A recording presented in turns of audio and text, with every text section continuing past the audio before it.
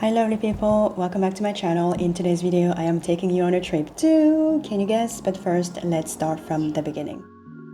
This is the Airbnb we booked. It looks amazing and even smells delightful. I love that each room has its own theme, and ours is called 𝗧𝗴𝘀 after one of the Cape Verde islands. As a 𝗧𝗴𝘀 fan, I'm taking it as a good omen that this trip is off to a perfect start. I'm the type of traveler who cares about where I stay on vacation. Even though I'll be out exploring and having fun, I need a place that's comfortable, gives me the rest I deserve, and offers a dedicated workspace with great Wi-Fi since I work remotely. We arrived late in the afternoon and wandered the neighborhood hunting for bodegas and local eateries.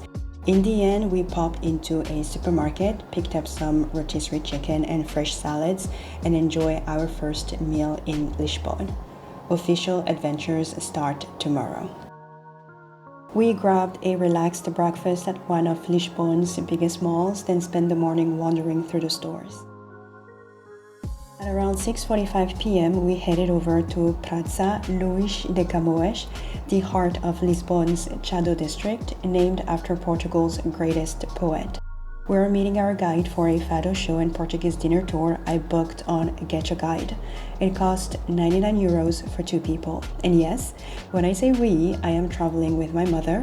She's always dreamed of exploring Portugal and Spain, so I could not resist coming along on this adventure she would never tackle solo. What I love about the plaza is the busking, people sharing their craft in hopes of a bit of love or donation. It was nice to enjoy this performance while waiting for our guides. Check it out. Mas que seja feita a vontade de Deus. Se Ele quiser, então não importa como, onde, quando for, teu coração.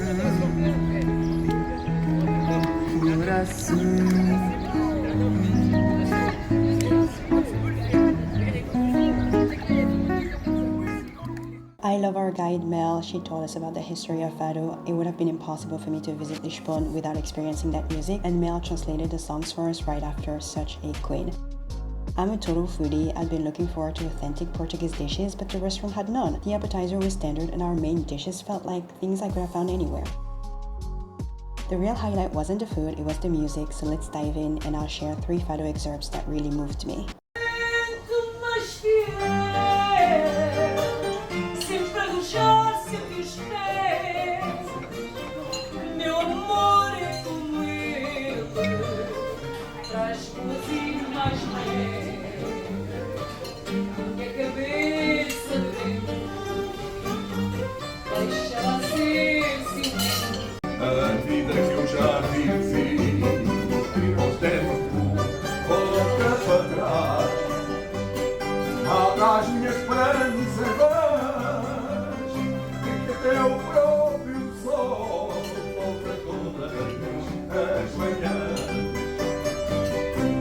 Até o próprio fico tão cheio de cantigas, e os rapazes perdem o juízo quando lhes dá o cheiro a raparigas.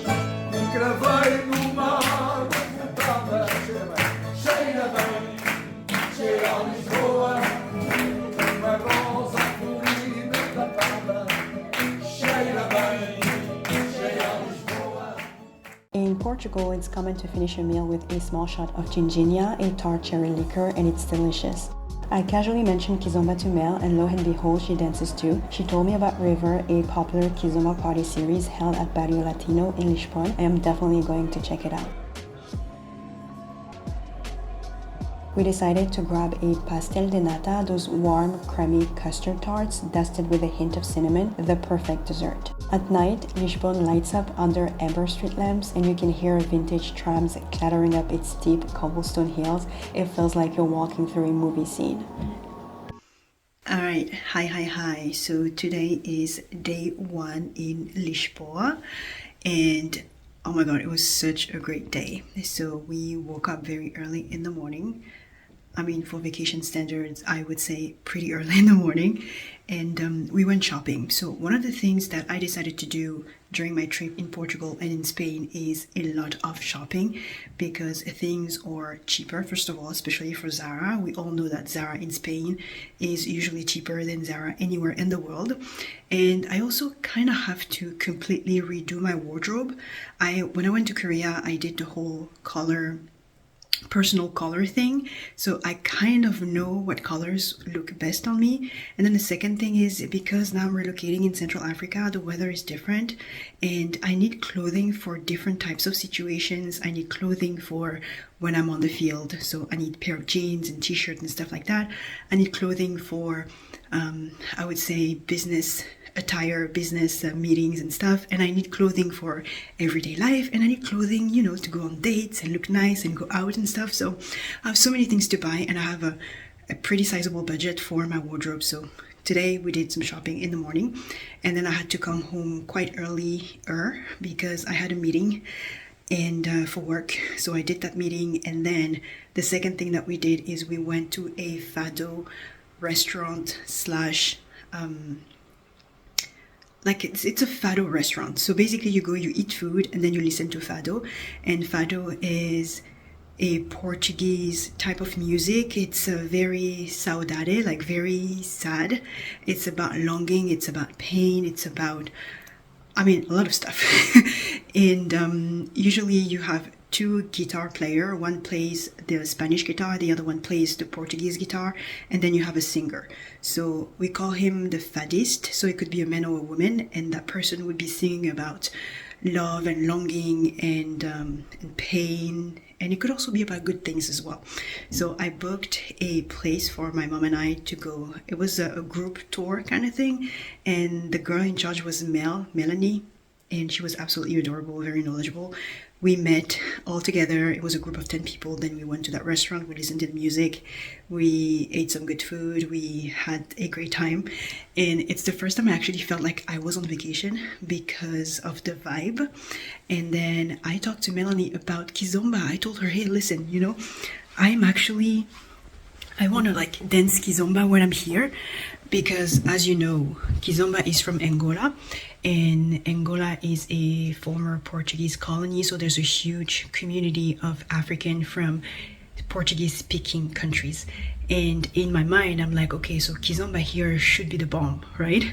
And funny thing, she dances Kizomba as well. So she gave me a name of a party that's happening tomorrow. It's 10 euros the entrance, and yeah, she said it's gonna be huge. They're gonna have like 2 rooms, one for Kizomba Samba and the other one for Tarraxinha. And I kid you not, I am so excited. For some reason, I'm kind of curious about African from Portuguese speaking countries, because there are different types of Africans. You have us Africans, like French speaking Africans, then you have the English speaking Africans, and then you have the Portuguese speaking Africans. And I haven't really gotten the occasion to hang out with Portuguese speaking Africans. So as I was walking the streets of Lisbon, I was like, you know, looking for black people, and it was kind of fun. So yeah, I'm very, very excited about that, and I can't wait for tomorrow to come, and I can't wait to go. And the funny thing is, I'm actually not even afraid to go by myself, because when it comes to Kizomba, for some reason, I don't feel shy at all. It doesn't matter if it's a city that I don't know. It doesn't matter if it's a place that I don't know. It doesn't matter if there is no one there that I know. As long as it's Kizomba, as long as I know I'm gonna dance Kizomba and I'm gonna be surrounded by people who love Kizomba, it's enough for me. So tomorrow I'm gonna dress up very nicely, I'm gonna show up, and I'm gonna have a great time. So yeah, that's for tomorrow. But for today, we're done. I am back home. I mean, I'll call it home for now. And yeah, very excited. Lisbon is actually very pretty. It looks nothing like any places that I've been to. And I'm gonna show some images here and there for you guys to see. But yeah, first day is a big success, and I cannot wait to see what's happening next. All right, peace. Another day, another wholesome breakfast, homemade this time.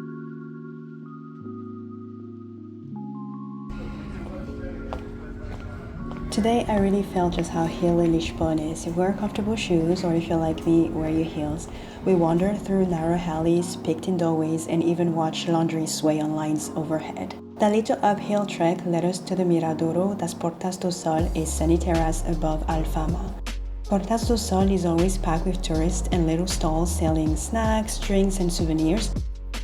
Grab something to eat, then sink into the tile benches to take in that epic view of Alfama's red rooftops cascading down the Tagus River. See what I mean?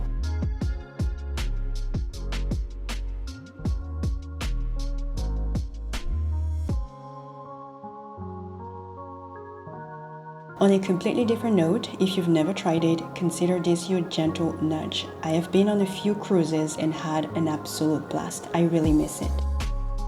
Street musicians often pop up, adding a fun buzz to the scene. Trust me, don't skip this spot, it is absolutely worth the climb.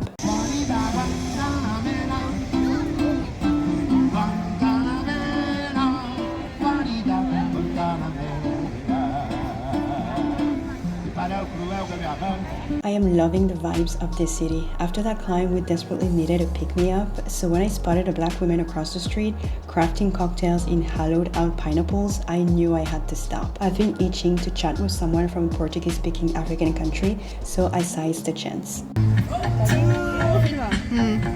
Free. Now I reach the glider. Yay! Hello. Awesome! Let's talk about what it's like traveling with your mother. Traveling with your mom usually means you end up at the official planner, choosing where to go, booking tickets, navigating with GPS, ordering Ubers, and hunting down activities. Be ready to put in the work. It really helps if you both have similar taste, because when you're on the same page, the whole trip flows a lot more smoothly. I am not usually one for souvenirs, but my mom couldn't resist the little shops brimming with beautiful pieces. It was interesting to see that most shops are operated by people from Bangladesh. Call me a nerd, but my go-to souvenirs are decorated notebooks, postcards, and bookmarkers. What are yours? If you're wandering through Alfama, don't miss the Lisbon Cathedral, known locally as the 𝗧. It's a mix of Romanesque and Gothic architecture with thick medieval walls. Another thing to check out is the mural de Azulejos do Jardim Boto Machado by 𝗧𝗴𝘀, featuring skylines and hot air balloons from cities around the world. The day was super packed, and when the night came, your girl was out and about.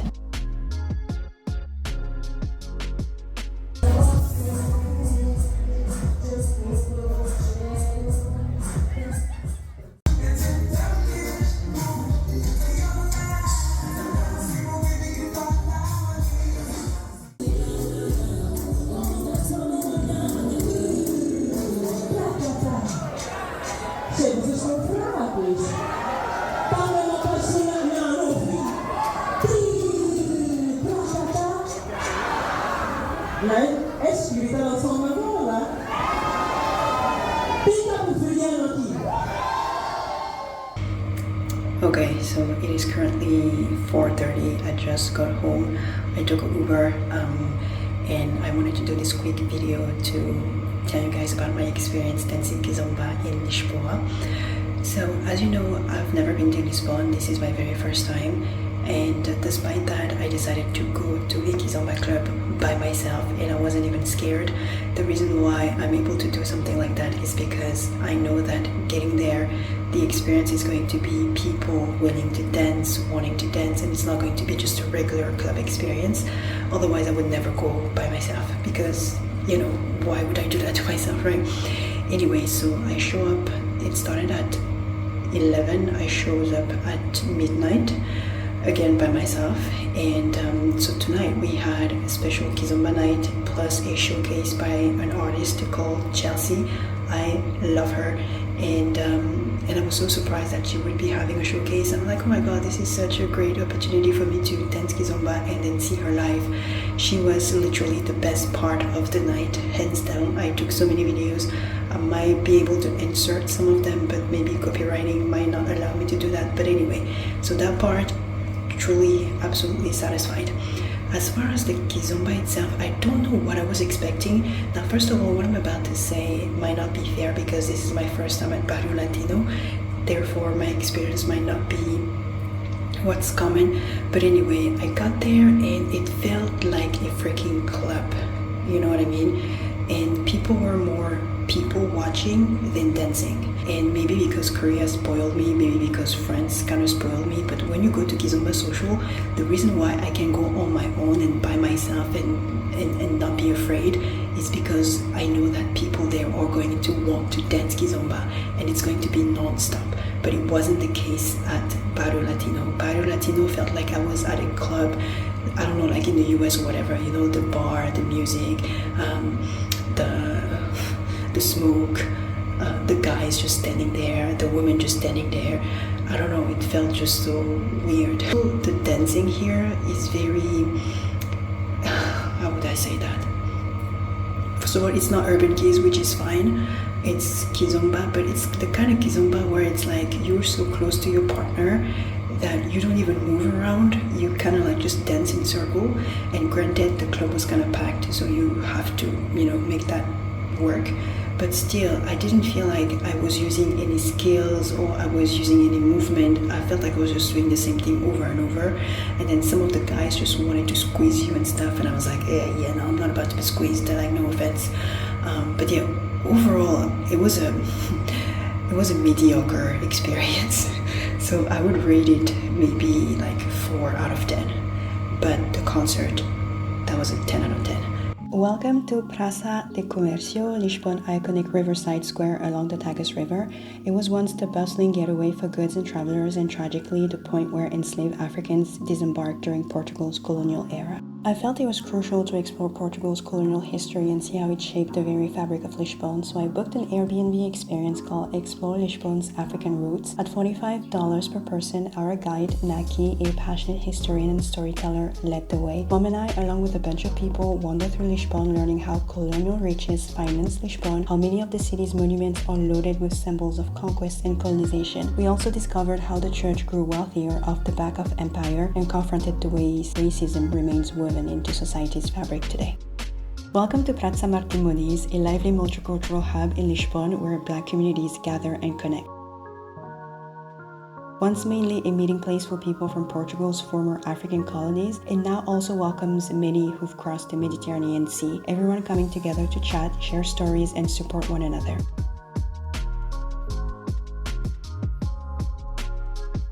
Next, we headed to a Black-owned bar where we each enjoy a complimentary drink. We kicked things off with a Q&A, then dove into Naki's presentation on the major Black figures who've impacted Portugal's recent history. This is 𝗧𝗴𝘀, who was the first woman journalist in Portugal and a well-known activist. This is Georgina Ribas, a pianist and leader of several African women's organizations. Francisca Van Dumen, a lawyer and politician. 𝗧𝗴𝘀, a journalist. Amilcar Cabral, who fought for the independence of Bissau, Guinea, and Cape Verde. Mamadou Ba, a dedicated anti-racist activist. Hearing those heartbreaking and maddening stories about how enslaved Africans were brought to Lisbon and treated left me stunned. Walking these same streets today, it's almost impossible to grasp the horror that unfolded in what now seem like innocent places. It makes you realize how layers of history hide in plain sight, with every cobblestone and facade carrying a weight we rarely consider, and yet African people's resilience shines through. To have endured such suffering and still stand strong is a testament to our ancestors' formidable spirit. To conclude, we headed to an African-owned restaurant. The food was delicious. And this is Naki, our guide. Highly recommend. Our trip to Portugal is winding down and my mom and I did great. We had a few moments where we annoyed each other, but overall it's been all love. Lisbon cuisine isn't really my thing, but the one meal I truly loved was bacalhau, the Portuguese word for codfish. So delicious.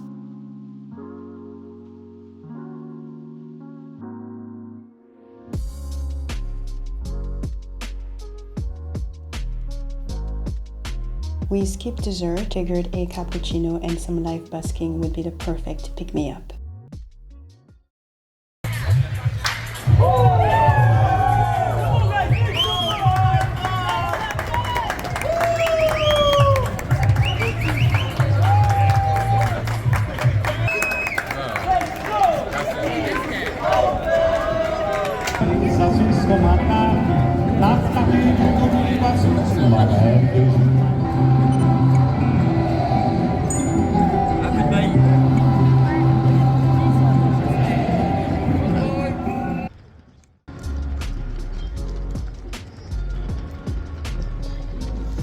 Alright, this is the last day in Lisboa.